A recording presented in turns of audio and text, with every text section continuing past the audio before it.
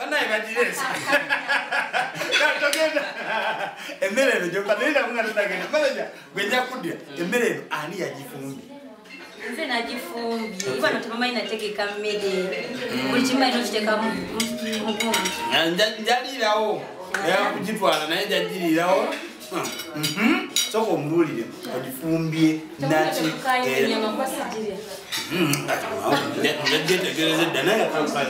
happy birthday. Thank you so much. Baba nyo kumpita kuya kumoro kuti era nonsavinga fukamida ani akuyizo mana yanja kula bedda soko vyola soko abasoma yibi obibi galo ani akuyizo fukamida nange njali edda tunyumye mukombola nawe yemmere nga bujide jakola nze byakubiri serious nange njagala kukumazi nakaro bamwe ndaba ne juice wuli wali maka jamole teko kumazi kale buza kula programu mcha nange kasije muri tabifumbia kamera ndamofu kamera ndimukojira ndimukulisa chitalia ndozijiki mimi namuyanze batazijikiza kawo sawa na bayimbi nabachawa ayaka stompisa nengamba no karo yewanga kambere ko ube ndoli mimi oli girl baby girl how many years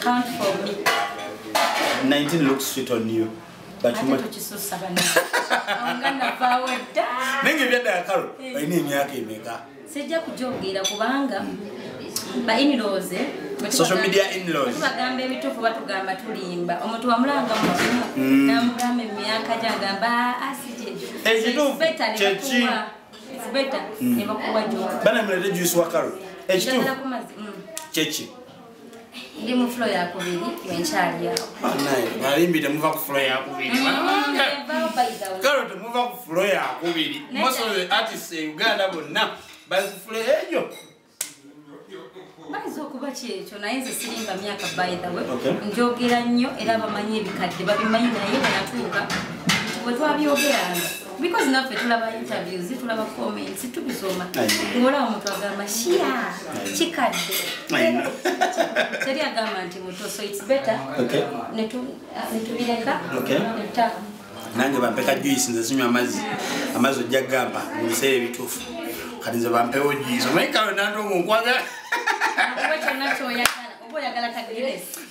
bampeka juice ka Guinness kabalala nenga kakutaizamu at 20 plus years you have whatever you to win it has not been as and is a journey like so many people think ebirungi bibaddemu nebibaddemu ebimu ku birungi byofunye mu disco bebyo basically njagala to explaining your lugendo to where you are now musically no muntu first of all music ekintu kyenyambe ekintu kimu kyesinga okwenyumirizamu music akyusiza obulamu bwa family yange nnyo ate era nekyabukyusa because natuuka wenjagala tubeere naye njagala juice wa karo nga yamukamudde bwabasiwakawo ngenda mumuyira gweyamwa mune yoisesi wange sejja kati kankole kinsa nafumbye mazzi ne bakamula okay obadde otunyonyola olugendo nti music akyusa obulamu bwa family yange okusiiga kwanza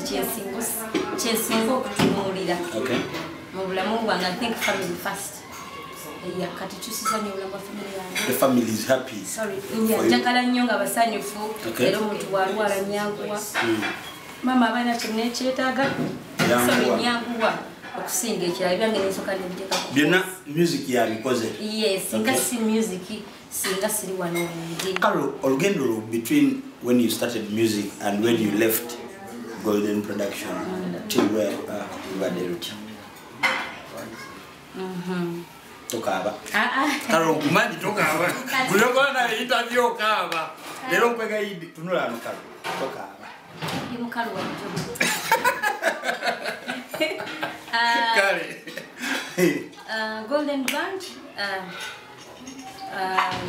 enawe yanteeka abensi okumanya because of Golden Band n'abakulu bonna abalimu singa tebankwatako ku mukono singa siri wano wendi singa mwami Keti teyanzikiriza kunteekamu sente ze n'amagezi nakunfuula mwana nampisanga omwana owo bwe yazaala singa siri wano wendi singa teyali mukyala Catherine Kusasira kundeeta kumpasa mwami Keti yali mami Kathe yakukwata nakolekya wa Keti mami Kathe yankwata nateeka ntwako wa mwami Keti mwami Keti natandika okukola ki okumanejinga sina kumanejinga kigambo ekyo oba taata ngane bwendwala buli kimujje so singa siyate singa siribwana ebirabo era mukama mwe birungi njaga mutegere kimu nti birthday dinner oba birthday bachogera batya birthday lunch birthday luncheon with Carol Nantongo olunaku olwayo ng'era tuli mumakage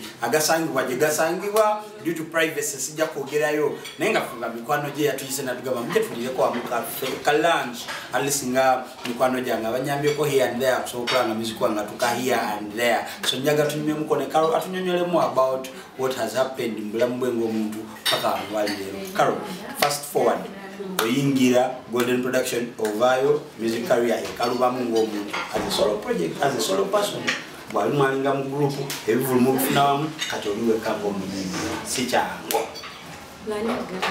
kyangu nnyo kale wano wali kyangu nnyo wano wendi kyangu nnyo kitya nti bwe nali nga nkyali mu band nga ne oyinza ofuna omukolo kangambe guli mbalala nga Golden Band eri mbaali osoka kola mu band ogendi wala so kati tosobola kuleka mu oyinza okuleka omukolo n'ogenda nakola ki olina okukkiriza omulimu gwa band bakukkiriza okukola yonna naye sokomaliza webalinye so kati ekyo kyalimu kizibu ebimu emikolo egimu olimbalala ofunye omukolo ombaale nga osooka okireka ng'osooka omaliriza ebyabakama okusigera naye wano wendi kati tekiriimu ekyo ntino okusigala wano ndiwadde mbugenda yonna kalogoleka musa si kizibu nga biye nedda nakuveera mu bandi by the way abantu kye batamanyi nti mu bandi mbaddemu nga nina bakama bange kangamba abankuza nti mbaddemu nga mpeewa magezi sikola kino n'empisa ze nayigirayo byonna bintu bingi nnyo bye nayigiramu naye ate kiyitibwa kupushinga brand Carol Nantongo kibadde kya Carol Judas ne mwami Keti Carol Judas Keti John kakwegatako ddi John oyo yandabako dda nga ninga enkoko twemikinga dda nga nawe bakusuula ku luguudo kaloli tekulya naye kati tumaze emyaka 6 tukulya okamala okamazi gwe nani omwana Carol tugende mu maaso kati John ke mulabika ddala emyaka 6 ne Judas wanga nabamikinga bonna oyo John nga Jude wabataliiwo agamba John ke ndabirako ku Carol oyo omwana oyo ndabirako omwana oyo so ebiseera bisinga nga bateyalingawo ng'agamba John ndabirako omwana oyo ate nandabirira most of the time bwenateyanga okusanga muba basatu Judas John ke naawe kitegeeza nti omukwano gwammwe paka leero today olunaku lulukedde lutya Carol saga tudde nnyo mu music nja tunuulye birthday olunaku olwaleero lukedde lutya sinebaka mukwano bakuyidde ku mazzi oba ndeete Maka yaliwo yajirita amazzi ono mukyalo ne Maka banjiridde amazzi kumakya banjiridde amazzi nga nefola bize nga tulimu ebyo so bwemaze okwetala notigika notukubira obusimu olugamba Brian wallahi mbetagaka wedda nkugamba ndi Brian njakukolonako nstede kati bwekubidde nga nstede saga manyi mawuli bamawulire osanga ebiswayiri byentunuddeko ekifaananyi kyokuba kasita nyingidde bwe nti obadde mu tawulo nodduka emisinde nsinga nnyo okunyumirwa ng'oli mu tawulo Carol ngera bwe ndabyeko ng'oli mu tawulo era mbadde nsaana bali kukola saawa eno bajjeko naye nga Carol ebyaddala webale nnyo okutusaavinga bonna bonna ababaddewo olunaku olwaleero ntegedde continue job abadde ogenda okugula ebintu bineeno wasima kuse bomu tunyumiza olugendo lwa bomu bomu sabaddeyo mu kibuga nali naakavaayo mwali awo mu katale nagenza owulira ewaawo ekikulyaawo nagenza okuwulira bomu zikubeeni zikubeeri embeera yabadde etya gwe ng'omuyimbi natidde kubanga nali naakava mu kibuga neŋŋamba kati ate nnomami gwe nabadde naye kati yamaze n'ateekaawo emakindyawo ekibulira boda kale olinya boda nedda twali ku boda male ngamba olimba twali ku boda wali omwami gwe nadengenze mu bya pamiti Judas nina mikwano gyange mirala nze babaddeyo saade naye kati njagala kumanya gwe babadde naye nabadde masinze si Judas si Jonike ani gyali eyo kale agati munnange bwe yandesaawo n'akubira esimu naŋŋamba owaayi okimanyi mbadde nfudde konze bwaki naŋŋamba okimanyi nti wempise wenyininyini bale nakayitawoko bwenti naŋŋamba era ngenda kugula nkoko yange kugira konze girye olimushamugana bagamba osimatuka ekintu yonalagamba genda olye era namukamukaite nulye enkoko naŋŋamba ntumiza KFC nerakisimbusi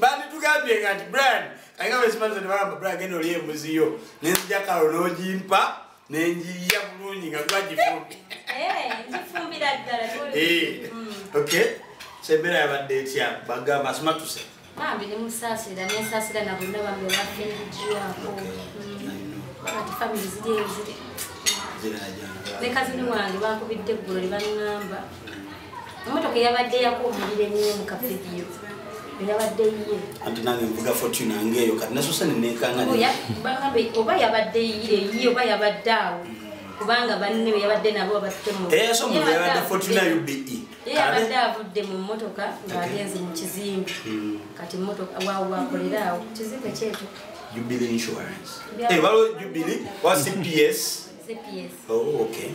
CPS wadde yakomuliro. Yaka yabadde inga parliament. Kati wewe katisa simanyi watufu wako lya naye angambi mmotoka eyakutomulira awo wabadde uyadavudde mu banne batute mu twali.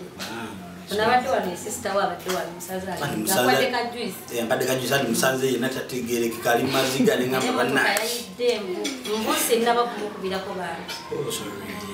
So Bafanibo on such a beautiful day, why Carol? Because of what did you watch this time round on your birthday or releasing Zolimbo? Okay. Judah Soyo. Judah Iscariot.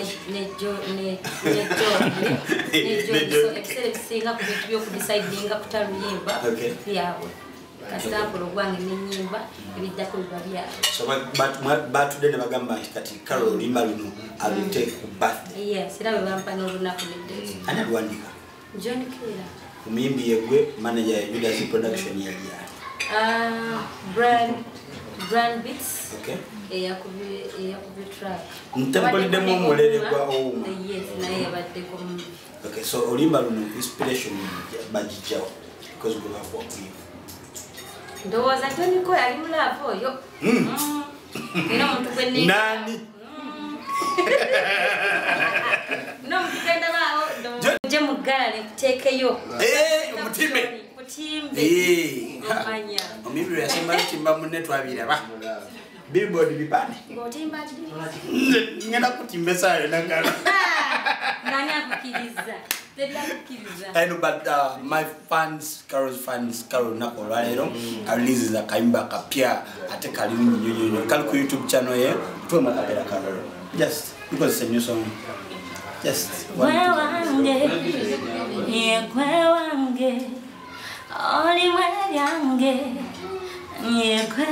one answer. Ugambo watirali Ngwada Nina wa discussion. How could I won't say that? Carol Johnny K. I want this. We're full of Johnny K.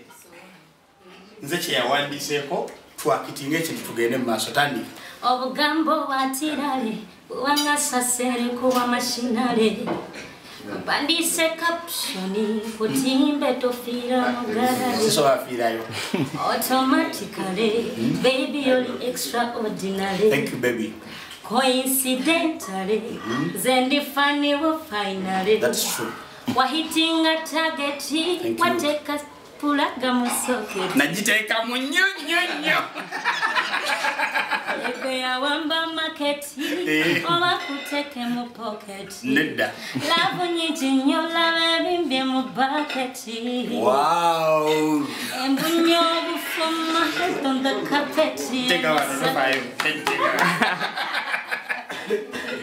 Wow, Jonke, thank you very much. And the song is so wonderful and awesome. So mimi nga Karo Nantongo babalu them automatically gonna balimba lungi. Karo Nantongo kumanyi ngo mimi asine emikolo. Passe. Introduction, weddings. Sikulanga umukolo gwa kumala balongo na ebikolo ekisinga byonna ndikulabye ku Karo. Ogwa balongo tokukola. Kwempicha. Ogwa kumala balongo. Naye mbegiri waffe. Ekaliro. Made saba katugezemu tandika. Tulinayo kumala balongo yimba mukenyimba. Awukasira bila wali. Mba mwaka pela mali kyendwala kimanyi. Tabukira wana tano. Kale, tuwe muko ku bigambo ebimala abalongo. Kuba wawe ekigambo. No nalongo obesana. Gwe nalongo zisa. Kati gwe muyimbi. Kakati ati kumwa ebigambo. Bigambo. Ono nalongo nesala mundulaga abantu bazzi. Kuba wawe ekigambo eseki. Ono waswa. Sibi ebyo. Nda. Waga ebigambo ebyali mukumala. Okay, but Karo Nantongo is one of the artists surviving in color. Obulungi, she will never disappoint you. Her dress code is always on point. Ate mumanyinga atakalubiriza abagole. Omanyi bali abayimbi bo booking. Akimanya alina omukole embalala, alina akwata omukole embale. Muba mukola bya kyego Karo. Ekyo sikukola. At least sentence leka. Ate nawe mbankutte omukolo gw'okubiri nkugamba nti nina yasooka naye kiri okay bwenyongerako. Ate era nkyogera nga nkimanyi nti oli nansala ono wemakindi. Nesobola kukwata sente zembalala nga ndi omulala w'amakindi okukosa omugamba siriwo. Olwo omuyimbi gwe bawa sente nga mukitandise tukubanja. Banga lyomaze ng'onjagala ddene naye onzaalira ddi oba sente za mbulya zaweerere kanjira ndya ku sente. Nedda. Otuzaalira ddi Karo? Rema yazaalidde Dr. Hamza. Gw'ozaala ddi? Okimanyi nti nno kintu kuzaala tebakakakikake. Nenze nkyagala. Ekintu kijja buzi. Ate n'ekirala. Nze bintu byange Karo sikola gundi yakoze bagamba tobuukira gundi wabuukidde. Oyinza okugwa mu nyanga. Sibukira gundi wabuukidde ebintu byange bikolera ku peesi yawe. Era olunaku lwe muli lulabanga ndi lubuto. Lw'olinzija mu ggalale. Ndi lubuto ngujje mu ggalale. Ojja kumanya kyekyo. Kubanga saagala nnyo bintu bya kupapa nesisalawo mu butuufu. Abayimbi bonna mu mbeera eno bazadde Karo. Saagala nnyo bintu bya kunjajinga. So it's better nenkolera ebintu ku peesi yange si kuyiyo. Karo. Nze nkwagala. Nze manyi bayimbi bano bonna Vinka yazaala. Chosen Deki yazadde. Nate kulia ne good ne Vivian Tendo naye ng'omwagala. Ndi uwoka. Mweganyi kozi. Bwemba woli genda n'ekino ekiriwo. Karo sibula bakulaba. But thank you for the awesome interview. Nemmere gyotuwadde ennungi ennyo. Bana emmere efumbiddwa Karo Nantongo. Eno nnyama ya nkoko eri nnyama ya biki? Ya nyama ya nte buno bumonde. Basically fe tuwomerwa bome. Karo naye kuna mukolo omubayira. Ojuke. Ogasenge. Nenge nabaga muno Karo yasinga okufumba emmere bakuyingiza efumbiro. Nenge adoze okuyimba. Karo sibula bakulaba. Banange mwe bali kubeerako tubagala nnyo. Bambi go and subscribe ku YouTube channel yange. Follow me on Instagram, Facebook, Twitter, TikTok, Snapchat. Anakola ku TikTok no video bokola ku TikTok nenga bana e Karo. Lwaki tukola yoka mungoli mutawulo mu kiyigo.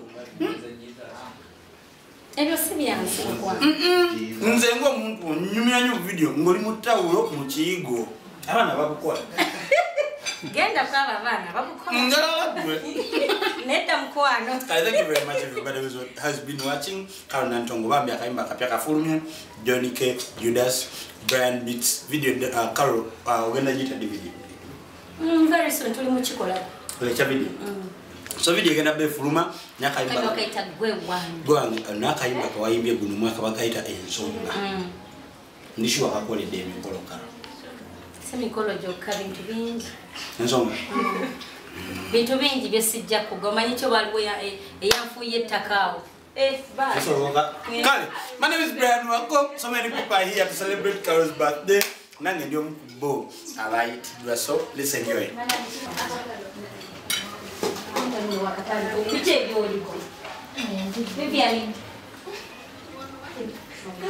Ndine manager omuyimbi gwe bayita Judas. Ngera yomunoza kuwa friendly managers abali mu business eno. As an individual is friendly to almost everybody. Faba mauli betuba tumwetaga tumufuna, betuba twetaga Karo tumufuna. In any way, bemba ninamu akazi, bemba ninacho Judas mukona wana mugamba Judas.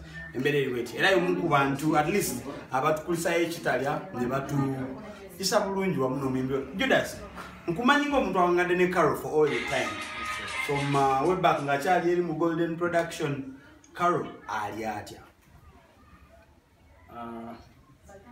Ekibuzo ekyo kinene nnyo gyendi kubanga ebintu bingi byensobola okwogera ku Karo. Okay. Naye bw'ojjobuza Karo ali atya? How is she? Ali okay. Mwana manager, kajua okuba ekyo ngene maaso. How okay? Sitegedde kyobadde oyagala kumanya ku byonna. Kyenyaga omanya nti ebeera y'abayimbi, they don't respect managers, they are never carefree, they care less about their careers. Basically, in general, how would you describe Karo in 1 or 2 3 words? Kyensobola okugamba nze nga nze Karo maze naye emyaka giri 6. Okay. Simufunanga munyo obuzima oli awo. Weewaawo nga bumanyi nti abantu bwemuwangaala ennyo bwemuwanga mukola kintu kino bizinensi oba ki mubaamu oluusi kuba kuteesaganya oba oli awo osobola okuba nga okukanyaganya ne kino ng'oluusi ye takikanyiza nakyo naye at the end of the day tuvaamu nga buli omu aba tufunye ekituufu kyesobola okukola ki ogendako okufuna. Karo talina mpisa mbi muyimbi wa kabi nnyo kyensobola okugamba. Muyimbi ampa respect nga manager era kyekituwangazizza era ekintu ekyo nkibuulira abayimbi abali eyo bw'obanga tosobola ku respect nga manager wo kakasa n'olugendo oyinza okuba nga olina lutono. Okay, I get it. Muyimbi bw'obanga respect nga manager buli kimu kiba kitambula ate nga naye akurespectinga kubawo nnyo abayimbi tebarespectinga abamanagers ne bamanagers nabo gye bali abaterespectinga abayimbi olw'ensonga nti simanyi oba abeera atamanyi ki kyayina naye nze ku muyimbi owange muwe ekitiibwa kyamaanyi nnyo era naye akinziriza tukolagana bulungi simufunanga mu buzibu. For the last 6 years ng'omuyimbi ng'oba business yonna endala wabeerawo ups and downs. Buzibu ki mwaka ki oba period ki gye mwali mubaddeko nogamba nti ebyaddala eno ng'ebadde tuzitoyeeko? Of course entandikwa tutera kubanyama nga babyogera. Mu ntandikwa byattawaanya nnyo olw'ensonga nti nange kennyini nali ng'eyakayingira system. Nali nakolako mabegako nemuyimbi ne blood ebiseera bya pressure ya laavu naliko nakolanga manager wa chosen acting manager. Yes, kyogerewo ekyo nti nali manyi ekyokukola nyina wentandikira weewaawo nga nafuna okuyambibwako eri abaami Mwami Keti, Mr. Semakula, Mayinja bonna baboosi baffe abalinga mu Golden Brand nafuna guidance y'amaanyi okuva gye bali era ne kitwongera nze bwe nafuna nga wali amagezi gano nga gannyamba okutambuza kino eky'omuyimbi wange era kyatuyamba nnyo okuba nti twasiikana abantu abo era tubeebaza nnyo okutubeerawo. Okay, manager omuyimbi nga Karo Nantongo future yawe, how is the future like for artists, for an artist like Karo Nantongo? Karo Nantongo kyensobola okugamba nti bwe ntunula mu maaso Karo Nantongo future ye ntangaavu. Bw'otunulira music we bwazze nga akula bw'otunuulira engeri gye yebrandingamu ng'omuyimbi olaba nti takoze nnyo bintu biri awo oba oli awo byesitaza nnyo muntu oba oli awo atakoze nnyo mpisa mbi nga bw'owulira abayimbi balala bw'owulira abavaako n'akola ebintu ebitasaanye akyali mu layini ate era ndaba nga tukyali ffenna akyakolera ddala ebyennyini bye babisuubiramu ebirungi. Manager, abayimbi bano most especially oli bw'aba akubye hit buli omu agenda kukkiriziganya nange nti oluyimba Sirwana Carol Nantongo yayimba ne Shiba Kalungi mu 2019 I think was one of the best songs of the year. See Uganda yokana ya Africa kutwaliza wamu abayimbi bwe bakuba hit bakyuka Carol yakuba hit Nadam na yokubagira tuchigale and so many others. Jira tuchigale then Sirwana yali atya awenjagala omanya otegeera tukala zomuyimbi yagala tutandikire kwitya tuchigale na Sirwana aweze neze emabega oba ne emabega tuyina bits ne mabega jezi ne ene chogere ntya Carol afana yanga na hit Carol ng'omuntu yenna buli wova ku step emu okuddako ku ndala yetegerezo kama obukamaza ova ku step emu okuddako ku ndala tosobola kusigala kyekimu akyukamu awo okyukamu ng'omuntu nakusimuzi ate tekiri ku bayimbi bokka wabula buli bizinensi yonna buli omu gyali mulimu gwe katugeze otandise edduuka lyo okoze edduuka lyo lino olina ebirooto nti bwe likwatayo nja kufuna eddala nditeeke wano teeke n'eddala wano bwe bagenda agawera tosobola kusigala ng'ayina erimu obuvunaanyizibwa bweyongera amaanyi geeyongera oba olina okukola wano wali so Carol kyekyo kyegamba nti teyasigala kyekimu nga bwe yali before nga tannafuna hits omuntu okyuka era yakyuka n'amanya nti kati era nkimwebaliza era ndi musanyufu naye ku lwekyo. Manager, obugambo obwo oba sign of appreciation eri Carol oba message birthday message gyali ng'omuyimbi kale kaakati ebigambo bingi nnyo bye nagambye nsobola okwogera ku Carol naye ekituufu mmanyi yakimanyi asobola okuba akimanyi kuba bwe ntandika okwogera obudde bw'olina butono nnyo tebujja kutumala naye kyensobola omugamba yeebale kubeera mu bumiikiriza yeebale kubeera mukazi mukozi nnyo ndabyeko abayimbi bangi mbaddeko n'abayimbi bangi mbalabye naye abayimbi abakozi nga bakazi batono nnyo abafaayo ne bateekayo obulamu bwabe bwonna ne bafa ku ekyo kye baluubirira okuba Carol akikoze ate akyakikola mubulize wampisa byonna kwegamba ebirungi nze ndaba nga abirina Katonda nga tukwatiddeko tujja kutuuka yonna. Bamuyita manager Judas abamuyita manager Jude nga manager w'omuyimbi Carol Nantongo Judas the writer. Nawe mpozi bangambye wanika Judas the writer kati wano nga sinawunzika yatufuna omukyala ayiridde Carol Nantongo amazzi kumakya nga yeetegeka okutufumbira ekijjulo kino abeeko kyalibya wano tu mbeefanako bakyo. My name is Brian Waako. Tuchagendera ddala maaso n'emikolo birthday zituubo kamala obukamazi era olunaku olwaleero nze ng'omuko omukulu mu nnyumba y'aba Carol Nantongo nsazeewo mukolera omukolo ne keeke nzireese keeke ezo 3 era wano wendi ndina omuwandiisi wa Carol Nantongo lukulwe awandise ennyimba ezisembyeroza nga 3 awandise ensonga awandise ne luno olupya lwe bayita gwe wange yes gwe wange olwa Carol Nantongo bamuyita writer John Kogamoti olamu ngoyogera mpola abayimbi obasobola otya zembera zange kyekirwakimba wangazi oba wangazi otya abayimbi balina kuba radically ati oleeta akabuli nze nga nzikakana abayimbi John K kuwandikira muyimbi music. Amina mwewa. How do you celebrate Carol Nantongo on such a wonderful day for her? I really celebrate her olw'ensonga nti she takwitinze asanze challenges nyingi asanze obstacles nyingi challenge kireke kwa mbadde njogera naye ngambi babeera nawe noli kiwedde no anti ekituyambye okuba nti awuliriza Carol ayinza okuba nga talina character y'abayimbi balala awuliriza naye asanze obstacles nyingi nga bwe mbadde nkugamba naye she has always pressed on Karo. Nabanga musiga akazigo. Singa tubadde tumusiga akazigo yandibadde alina we yakoma. Naye yeeyongeddeyo olw'ensonga nti kuba success tebeerangako accident. No, it only comes to those that are prepared. I get it. Naye gwe ng'omuntu bw'oba ogenda wandikira omuyimbi nga Karo Nantongo music, what do you base on? One, manyi Karo. Mbadde ne Karo for over 6 years now. Nga one sinti mbasagala mukolera naye time ndowooza ebadde tennatuuka. Naye ngeze nekiraba nti wow, she's one person who really needed me now. However much I've been a friend way back and I've been mbaddewo nga nyamba ku projects ezenjawulo naye nga mbadde sivangayo individually independently omukolera projects. Naye I came out this time round kuba nakizuula nti kati wali yetaaga my direction.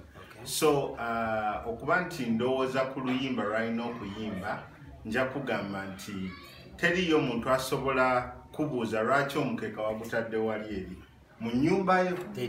So me and Karo are very close. Closeness well, and thank you. Nange so close ne Karo na ibo inzo ko singako. Mumbe fanana ko bwito. I can't write a song for Karo, not because I'm not a songwriter, but nyizo kwa siri so close na yenga goboli. But tutunulori banga ensonga. O choosing ngotelo gamba nti Karo olimbo oluyimbe ne Kabuyese Mboga. It's okay. Sijagamba nti nze na choosinga wabula Karo ankubira ne manager we. Manager Jude. Ati Manager Jude is musical na ye songwriter. Manager Jude? Manager Jude is songwriter. So kati nebangamba a John tulowooza tubadde wane tulowooza nti tukoleyo ko oluyimba ne muzeeyi Kabuye Semboga. Nze kenyini nembaga naye mmwe kyemugenda kuddira Karo addemu bye yali mu luli nani ne mukulu Eddie yawe nzijukira nga omwana omutaali ku muzeeyi amugamba kwata wa tukigale. So then champushinga okutandika okulowooza ekisingawo ekitagenda kwesitaza groups bbiri ez'abantu. Karo Nantongo Kabuyese Mboga. And Kabuyese Mboga is a legend. Tatabunoke. Aha, chizibu. He's a legend. Six manager. Okay. They're related, but anyway, okay. That's China Common Authority chongirako. Naye munange nga are deserving a lot of respect. However, ne Karo ate yetaaga okuba nga alina abantu ba appealinga too. So kyandowooza sanyonyonyo nejagala okubaako ekyencreating ekipya. Obadde okyegendereza nti emikolo gyonna egibeerawo kibeera kizibu omuntu okukoona ku taata. Ng'ate taata n'omwana naddala abaana abawala baina attachment y'amaanyi nnyo naye nga ebadde tebeeranga tackled. Ebadde omuntu taginventinga nga kati tulaba oluyimba Karo Nantongo ne Kabuyese Mboga nga taata n'omwana. Taata n'omwana nti she really needed to tap into a space ebadde tenaba kutapingibwamu. Ebyo byonna Johnny K yabiyiya. So kati nengamba nenkubira Karo ne manager Jude nembagamba nange I am thinking of something.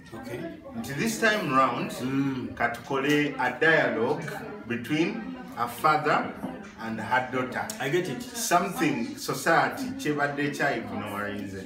Nga buli lwe tujja ku mukolo tuba mama.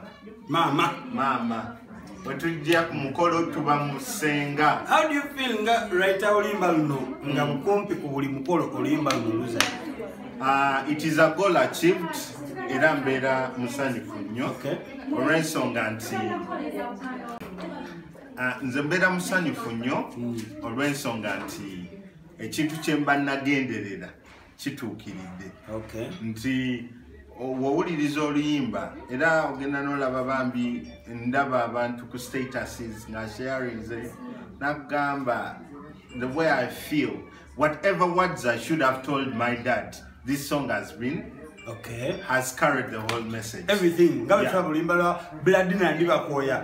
Abana abagenda ofumira. Baba wane ba mama namgamba uliza kayimba ako. Yes. John ko wani solimbo lupya.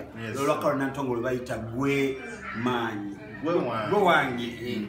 Andi ndaganye ebintu byamanyi. Ne tugenderawo. Gwe wange ngero limbo lufumye ku birthday ya Carol Nantongo on such a wonderful day. Ochogera kochi. Nsubira, it's a very good thing. Okay. Right. Did you think of it in Tugenda full mawe to achieve by coincidence?